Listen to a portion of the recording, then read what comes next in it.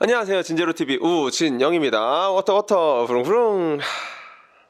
오늘은 여러분들께 제가 수영을 하면서 좀 후회했던 포인트들이 있죠.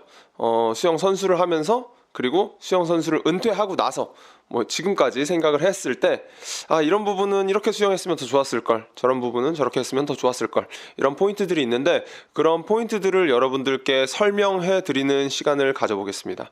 참고로 저는 5살 때부터 수영을 했고요. 초, 중, 고등학교까지 수영을 계속 해왔고 대학교도 수영으로 입학을 했었고요. 수원시청 실업팀에 소속돼 있던 선수였습니다. 그 이후에 은퇴를 했고 그 은퇴를 한 지는 벌써 한 10년, 15년 정도가 됐네요. 확실히 제가 수영을 했을 때랑 그리고 수영을 그만두고 나서 그 생각 차이가 다른 것 같더라고요. 아무래도 제가 수영을 할 때는 진짜 경주마처럼 앞에만 봤다면 그 이후에는 멀리서 제 자신을 좀 돌아볼 수 있었던 것 같아요. 그래서 그런 포인트들을 여러분들께 말씀드리면 혹시나 도움이 될 수도 있지 않을까, 그런 생각이 들어서 이런 영상을 찍게 됐습니다. 자, 그러면 첫 번째, 제가 후회했던 포인트, 발차기 연습을 좀 게을리했다. 아무래도 여러분들도 발차기 연습을 해보면 아시겠지만 힘은 힘대로 들고 앞으로 나아가는 거는 팔 돌리기보다 훨씬 적어요. 그러다 보니 팔 돌리기로 수영을 많이 하게 되고 발차기를 좀 소홀하게 되는 것 같습니다. 저도 선수 생활을 할 때 계속 그래 왔고요. 팔 돌리기로만 계속 수영을 하는 거예요. 저는 자유형 단거리를 주종목으로 했었는데 그때 당시 지금도 마찬가지지만 자유형은 발차기보다 팔 돌리기의 추진력이 더 많이 나온다고 생각을 하거든요. 우리가 단순하게 기록만 쟀을 때 발차기 기록, 그다음에 풀 기록, 이 두 가지만 쟀을 때 풀의 기록이 훨씬 더 빨라요. 발차기보다는 풀로 더 앞으로 많이 나아가면 더 이길 수 있겠다, 그런 생각을 했었는데 되게 잘못된 생각이었던 것 같아요. 특히 돌핀킥 연습을 많이 안 했던 게 되게 많이 후회가 되는데요. 그때 당시 돌핀킥을 좀 더 많이 연습을 해봤으면 어땠을까라는 생각도 많이 들어요.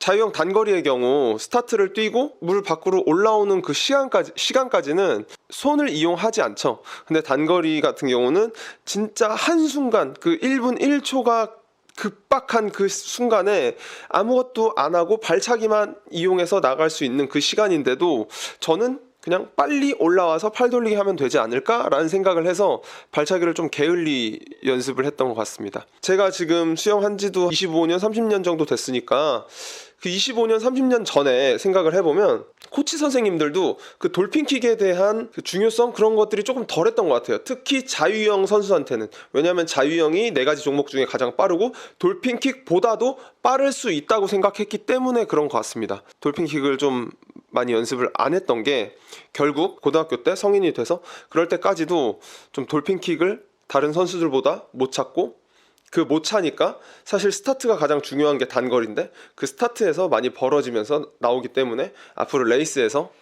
좀 힘들지 않았나, 그런 생각도 많이 들고요. 지금 생각해도 마찬가지예요. 제가 가끔 시합을 나가기도 하죠. 시합을 나갔을 때 저는 선출인데 선출이 아닌 선수들한테도 지더라고요.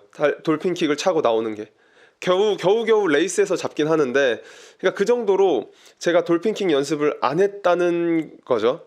그리고 다시 생각해보면 팔 돌리기가 남들의 발차기보다 강하면 된다라고 생각을 했어요. 제 팔 돌리기가 100이라면 다른 선수들은 99까지 만들어 놓고 다른 선수의 발차기가 100일 때 저는 발차기가 30밖에 안 됐던 거죠.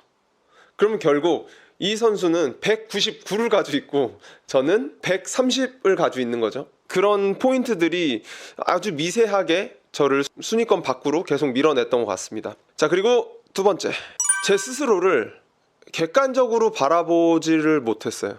일단 저는 제 자신에게 너무 관대했었고 그 관대한 게 거의 합리화 쪽으로만 좀 관대했던 게 좀 문제였던 것 같습니다.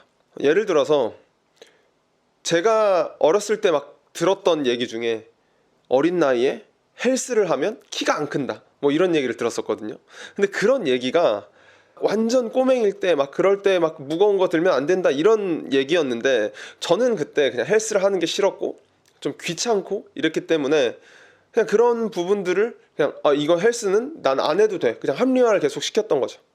근데 다른 선수들은 이미 헬스를 계속 하고 있고, 심지어 저는 성인이 돼서도 그렇게 막 웨이트나 이제 다른 그 외적으로 막 신경을 많이 안 썼던 것 같아요. 그러다 보니 그냥 수영하는 시간에만 계속 집중을 했고, 남들은 하루를 수영에 쏟는데 저는 단 2시간, 3시간만 수영에 쏟았던 게 좀 후회가 되더라고요. 그리고 이거는 제가 유튜브를 하면서 많이 느꼈던 건데요. 제 모습을 제 스스로 바라보게 된 게 저는 되게 좋았거든요. 근데 선수 때는 그렇게 하지 못했어요. 물론 그때는 막 장비도 많이 없었고 막 카메라나 뭐 찍을 수 있는 그런 환경도 많이 없었기 때문에 좀 많이 그렇게 못했는데, 지금 제가 유튜브를 하면서 제 영상을 스스로 되게 많이 보고, 그리고 또 막 천천히도 보고, 이런 부분 좀 아쉽다, 저런 부분 아쉽다, 이런 생각을 좀 많이 하는데, 이 생각을 선수 때 좀 가졌으면 어떨까 싶어요. 선수 때 제가 제 모습을 바라보고 코치 선생님이 말씀해 주시는 것뿐만 아니고, 그냥 내가 봤을 때 이런 부분이 좀 별로니까 이런 거 고쳐야겠다, 거기에 코치 선생님도 그 얘기를 하면 전 그거에 대한 확신을 가질 수 있겠죠. 근데 그냥 코치 선생님 말만 듣고 뭐 이렇게 고쳐봐, 그래서 저는 고쳤다고 생각하는데 막 그게 또 안 되니까, 안 됐다고 막 하니까 거기에서 난 했는데 왜 안 됐다고 말씀하시지? 그게 또 불편하니까 제 입장에서는 불편한 거를 굳이 계속 끌고 나가야 되나? 막 이런 생각을 했었거든요. 근데 만약에 제가 영상을 보고 그거에 대한 고쳐야 되겠다는 확신을 조금 더 가졌다면 그거를 좀 힘들더라도 그냥 계속 적응을 시키면서 고치려고 했었을 것 같아요. 이거는 제 단점을 보완하기 위해서 생각을 했던 건데요. 저는 단거리 선수였기 때문에 좀 긴 거리를 하게 되면 좀 많이 지치는 경향이 있었어요. 지금 생각해보면 좀 뭐 제가 2등을 하고 3등을 하고 조금 자신이 없는 종목이라도 좀 출전을 해봤으면 어땠을까라는 생각이 듭니다. 저는 항상 출전을 하면 자유형 50, 자유형 100, 자유형 50, 평형 50 이런 식으로만 나갔거든요. 그러니까 이런 식으로만 하는 게 아니고 뭐 자유형 400도 한번 나가보고, 그러면 그 400을 출전하기 위해서 제가 또 훈련을 하겠죠. 그 훈련을 하면서 제가 또 지구력이 또 좋아질 수도 있는 거고, 요즘 황선우 선수 보면 자유형 200이 주종목인데도 불구하고 뭐 자유형 50도 나가고 IM도 나가고 막 이런 식으로 막 여러 종목을 막 나가보잖아요. 그러니까 그런 부분들이 저는 좀 겁이 났던 것 같아요, 사실. 그러니까 나는 무조건 나가서 최선을 다해서 내 기록을 나와야 되고, 내가 진짜 최선을 다해서 1등을 해야 돼, 이런 생각밖에 없었는데, 뭐 2등 하면 어떻고 3등 하면 어떻습니까?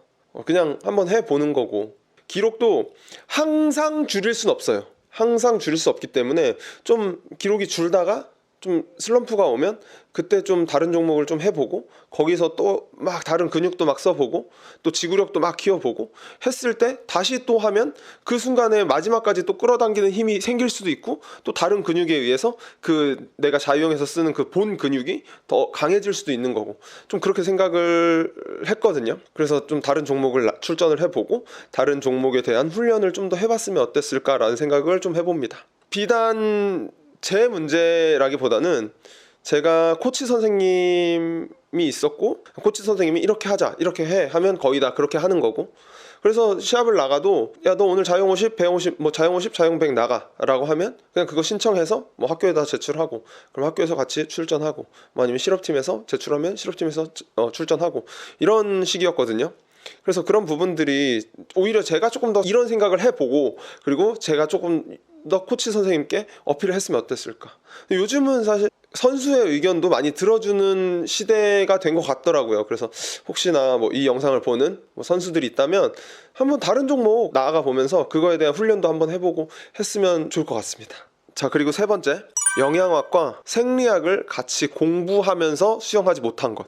좀 생소하실 수도 있는데, 보통 수영을 하면 그냥 수영을 하는 거, 그냥 움직임, 그리고 뭐 그냥 체력 훈련 막 이런 정도만 생각을 하잖아요.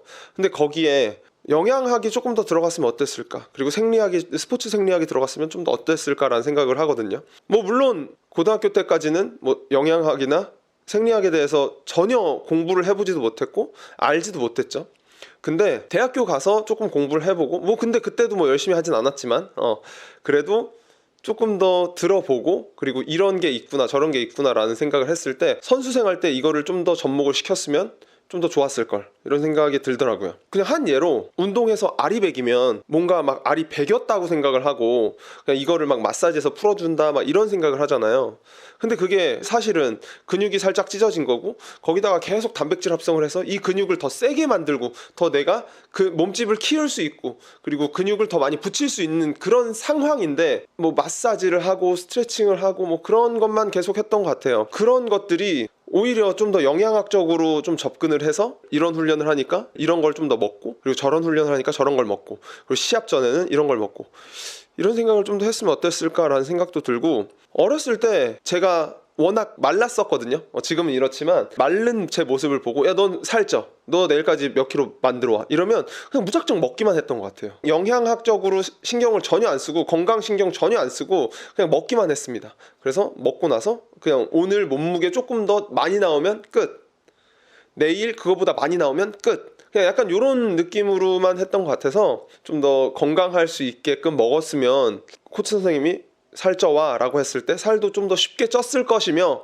그리고 좀 더 건강하게 찌지 않았을까 뭐 그런 생각을 좀 더 해봅니다. 요즘 뭐 선수들을 보니까 뭐 그런 영양학적인 거 그런 것들도 많이 신경을 쓰는 것 같고 오히려 요즘은 살을 찌우는 것보다 살을 많이 빼는 추세죠. 다 수영 선수들 보면 되게 몸이 되게 얇아요. 그리고 가벼워야 손으로 발로 추진력을 만들어냈을 때 더 빨리 나갈 수 있으니까 그런 것 같은데 오늘은 제가 생각했을 때 제가 수영을 했을 때 이렇게 수영을 했으면 좀 더 좋았겠다. 또 영상을 보시는 분들께 이런 식으로 수영해 보시면 좋을 것 같습니다 라는 생각을 드리고 싶어서 네, 오늘 이런 영상을 찍었고요.